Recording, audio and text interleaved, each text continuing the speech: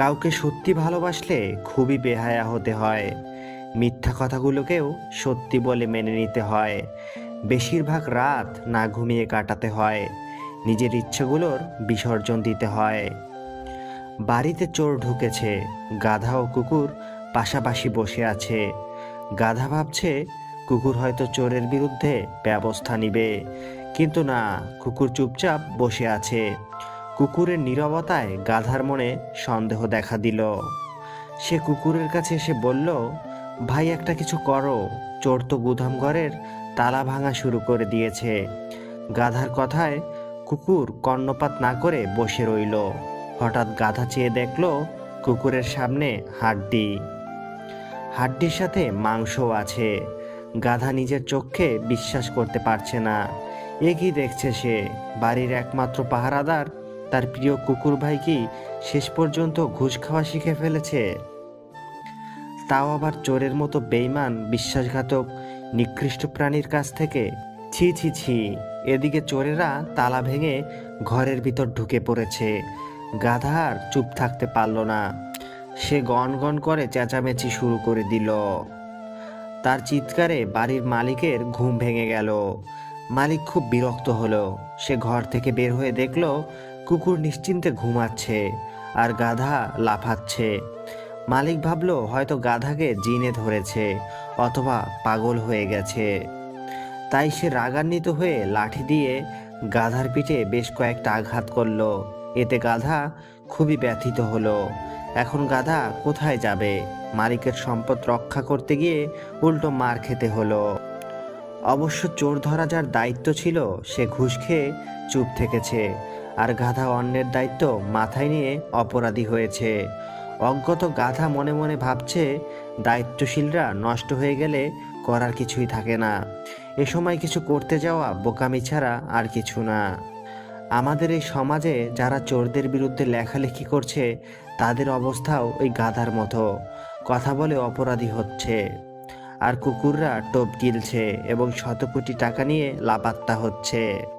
তাই চোর ও কুকুরের সুসম্পর্ক যতদিন থাকবে ততদিন আমাদের মতো গাধাদের চোখ বুজে সহ্য করা ছাড়া আর কোনো উপায় নাই। তবে এই কথা সত্য যে চোরের 10 দিন, সাধুর 1 দিন। কথায় বলে, পাপ বাপকেও ছাড়ে না। জীবনে কোনো সমস্যা আসলে ভেঙে পড়বেন না। যারা আবহাওয়ার মতো বদলে যায় তাদের সাথে সম্পর্ক রাখবেন না। আসলে পৃথিবীর নিয়ম এমনই। কেউ 5তলা বিল্ডিংয়ে থেকেও শান্তিতে ঘুমাতে পারে না, আবার কেউ গাছতলায় শুয়ে থেকেও শান্তিতে ঘুমাতে পারে।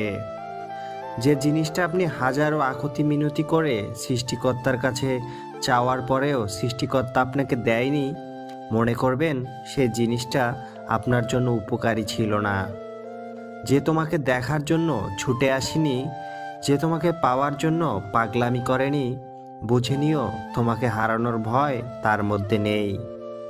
যখন কারোর প্রতি বেশি ভালোবাসা হয়ে যায় তখন সেই ভালোবাসায় সুখের চেয়ে বেশি দুঃখের কারণ হয়ে দাঁড়ায়। টাকা দিয়ে সম্মান কেনা যায় না, কথাটা সত্য, কিন্তু তারপরেও আজকাল টাকা দিয়ে সম্মান কেনা যায়। তবে এই সম্মানটা ঠিক ততদিন পর্যন্ত থাকে যতদিন পর্যন্ত টাকা থাকে। জীবনে সুখে থাকার 2টি উপায়। নাম্বার 1, হয়তো পরিস্থিতিকে বদলে দিতে হবে। নাম্বার 2, নয়তো পরিস্থিতির সাথে নিজেকে মানিয়ে নিতে হবে। বিশ্বাস যে করে তার থেকে বেশি বোকা সে যে বিশ্বাস ভাঙে, কারণ সে ছোট্ট একটি স্বার্থের জন্য একটা ভালো মানুষকে তার জীবন থেকে হারিয়ে ফেলে। জীবনে সমস্যা থাকবেই, হতাশ না হয়ে ধৈর্য ধরুন। একটা নির্দিষ্ট সময় পরে খারাপ সময় কেটে যাবে। নিজেকে বোঝান যে কষ্টের দিন কারো দীর্ঘস্থায়ী হয় না। যতদিন লেখাপড়ার প্রতি আকর্ষণ থাকে ততদিন মানুষ জ্ঞানী থাকে, আর যখনই তার ধারণা জন্মে যে সে জ্ঞানী হয়ে গেছে তখনই মূর্খতা তাকে ঘিরে ধরে। পরিস্থিতির সাথে লড়াই করা যায়, কিন্তু ভাগ্যের সাথে লড়াই করা যায় না। ভাগ্য বড় আজব জিনিস, কাউকে অনেক দেয় আবার কারো কাছ থেকে কেড়ে নেয়। স্ত্রীর সৌন্দর্য নির্ভর করে স্বামীর যত্নের উপর, আর স্বামীর মেজাজ নির্ভর করে স্ত্রীর সহনশীলতার উপর। গার্লফ্রেন্ড বয়ফ্রেন্ড থেকে পাওয়া ডিপ্রেশন একটা সময় কাটিয়ে উঠতে পারলেও পরিবারের থেকে পাওয়া ডিপ্রেশন কখনো কাটিয়ে ওঠা যায় না। একবার দুইজন খুব ভালো বন্ধু একসাথে মরুভূমির মধ্যে দিয়ে যাচ্ছিল। তারা পথ চলতে চলতে বিভিন্ন বিষয়ে কথা বলছিল। কথার এক পর্যায়ে তাদের কোনো একটি বিষয়ে ঝগড়া হলো এবং সে ঝগড়ায় প্রথম বন্ধুটি দ্বিতীয় বন্ধুকে একটি চর মেরে বসলো। দ্বিতীয় বন্ধুটি কষ্ট পেল, কিন্তু প্রথম বন্ধুটিকে কিছুই বলল না। সে বালিতে লিখল, আমার সবচেয়ে ভালো বন্ধু আজ আমায় থাপ্পড় মেরেছে। বন্ধু দুটি আবার হাঁটতে শুরু করলো এবং হাঁটতে হাঁটতে একটি মরুদ্যানের সামনে এসে উপস্থিত হয়। তারা সেখানে পানিতে গোসল করতে মনস্থির করে। এমন সময় যে বন্ধুটি চর খেয়েছিল সে চোরাবালিতে আটকে যায় এবং নিচে ডুবে যেতে শুরু করে। তখন প্রথম বন্ধুটি তাকে দ্রুত উদ্ধার করে।